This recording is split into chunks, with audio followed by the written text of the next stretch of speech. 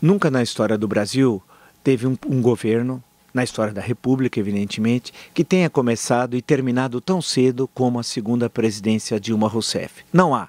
Desde Deodoro da Fonseca, lá no distante 15 de novembro de 1889, até hoje, um governo que, recém-eleito há 4 meses atrás, em outubro, com 54 milhões de votos, tenha 4 meses depois, agora no final de fevereiro, início de março, tenha tamanho desprestígio. De um lado, as pesquisas já mostram a impopularidade recorde da presidente no século XXI, o que há uma absoluta incompatibilidade, portanto, com o resultado eleitoral de 4 meses atrás. Também deve ser destacado o grave problema que tem o governo, perdeu sua maioria parlamentar. Na verdade, hoje a maioria tem de ser negociada em todo e qualquer projeto. Dificilmente, por exemplo, o pacote fiscal vai ser aprovado como o Palácio do Planalto enviou ao Congresso. Também você tem um setor empresarial absolutamente desconfiado.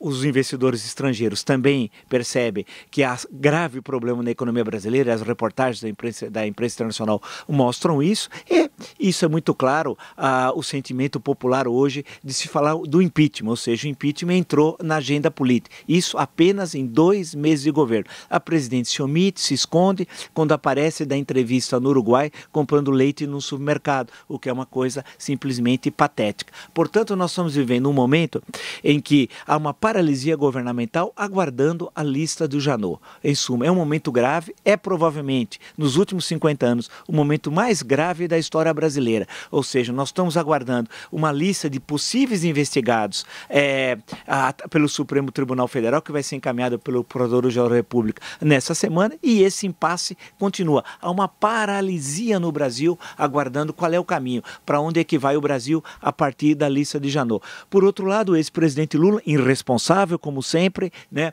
na semana passada, conclamou a guerra civil.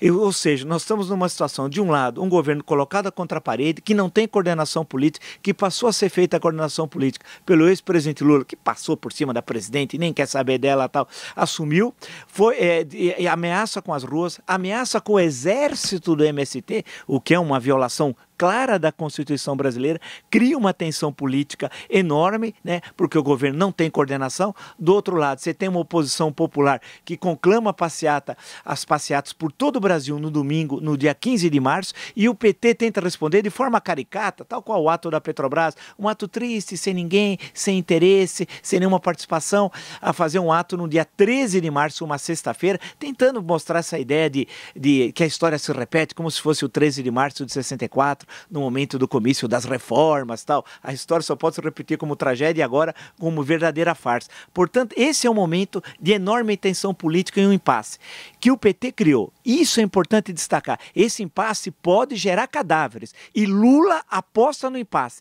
Lula aposta na luta classe contra classe, região contra região, setores sociais contra setores sociais, partidos contra partido. O PT vive do conflito e Lula, que é uma liderança decadente, aposta no choque de ruas. Ele quer manter esse projeto criminoso do poder para todo sempre e vai encontrar resistência. Nós temos, portanto, um momento que ou o Brasil acaba politicamente com o PT ou o PT acaba com o Brasil. Esse é o dilema que nós estamos vendo hoje no Brasil.